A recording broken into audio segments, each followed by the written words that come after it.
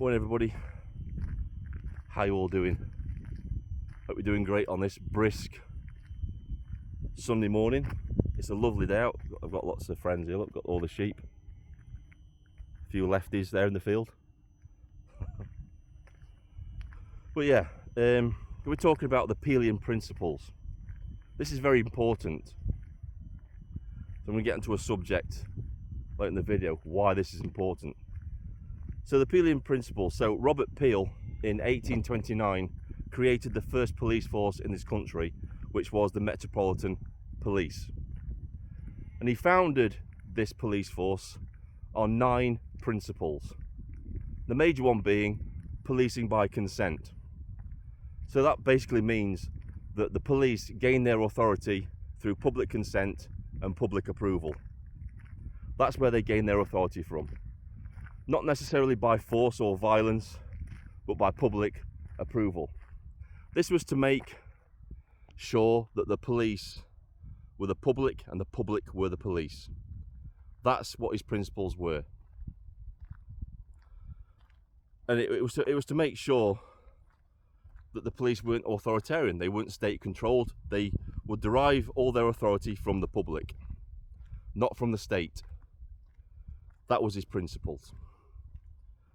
So given, and this is the core, this is the absolute core of the organisation that is the police. This is what they believe, this is what they use to function as an authority in our society. So we have to ask the question, are they still following the Peelian principles? Are they still holding those to heart and administering them every day? I would say that's a resounding no. Because the Peelian principles are in direct contradiction to what's happening today with our police force. The police force do use state power. The police do use state violence against the population. And it's not just the population, it's just certain people within the population that they choose to come down hard on. We've seen this regularly at patriot protests, family protests, where they're wearing full riot gear for women and children, and people who are just angry at the state for what it's doing to the country. And yet we see them with no riot gear on for pro-Palestine marches, for pride marches, for all the woke far left rubbish. So the principle of policing without fear or favour gone out the window completely. They're politicised. They're not supposed to be political. They're supposed to be apolitical, which means they hold no political belief. They are supposed to be neutral in all situations. That's gone out the window.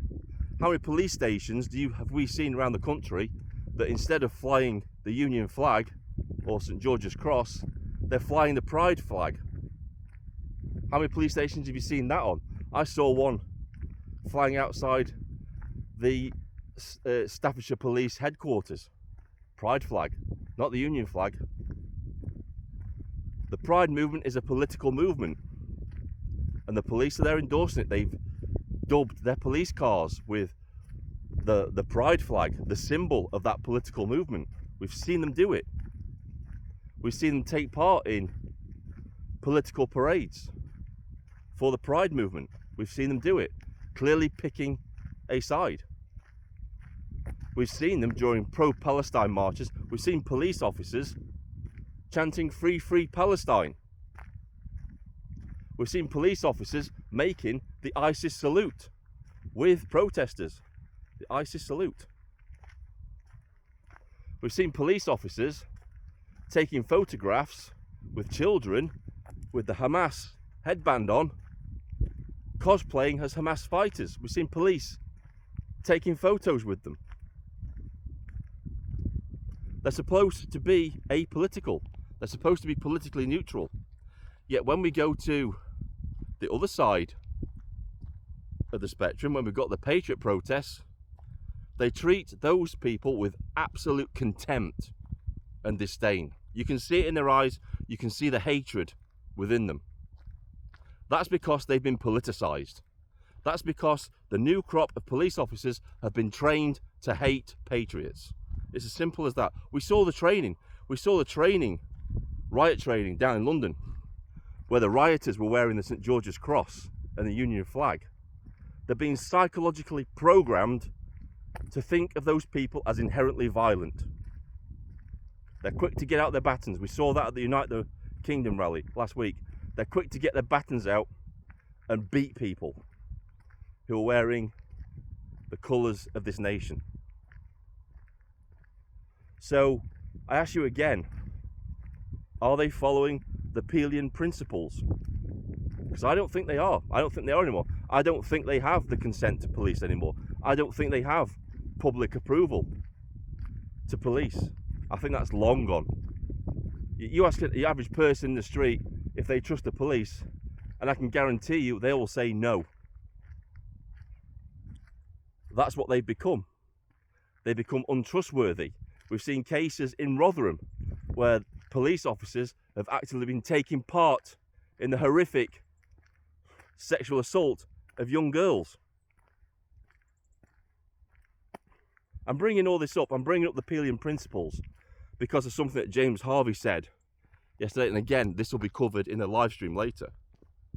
But he said when he did his protest yesterday, you know, he was questioning whether protests are even protests anymore when the police can dictate when a protest has to end. Can you still call it a protest when the police decide where you can stand during your protest? Can you still call it a protest when the police, during the protest, police your language during the protest? Is that truly the right to protest? Is that truly the right to assemble? Is that truly the right to free speech in this country? And again, we see instances of when the two opposing sides are giving verbal abuse to each other, it's usually the patriot side that is more heavily policed. The Marxists can literally chant whatever they like and face no discipline. We've even seen it where they've had, I forget what the sections, they've had sections in place where people have to remove their face masks. And the patriots have been asked to remove their face masks, yet the Marxists on the other side haven't. So we have to ask ourselves a question. Do we still have the right to protest in this country? Is it still protest when the police can dictate when, even if a protest can take place, or when it has to end, and the speech during that protest? Because to me, that isn't protest anymore. That's just the state controlling everything that you do. They're like, I know, patronising you in a way. Well, yeah, you can have your protest, but we're going to state where it is, when it ends, and what you can say. That's not protest anymore, is it? You know, surely the reason for protest is that you're allowed to protest until you get the outcome that you want peacefully. If you peacefully stand outside an illegal immigrant hotel for months to get it shut down, then that should be your right to do so long as you do it peacefully. The police shouldn't have a right to come along and say, right, that's it now, pat you on the head and say, that's it, you've had your little protest, now you've got to go home to beddy byes now. That's how the police are treating the public. That's how the police are treating the patriot movement. Like we're infants. It's not protest, is it? That's not the Peelian principles at all. That is state authority. That is state force that they're using to control the public, to suppress the public. That's all I've got to say for now. This is Vindicator, signing off.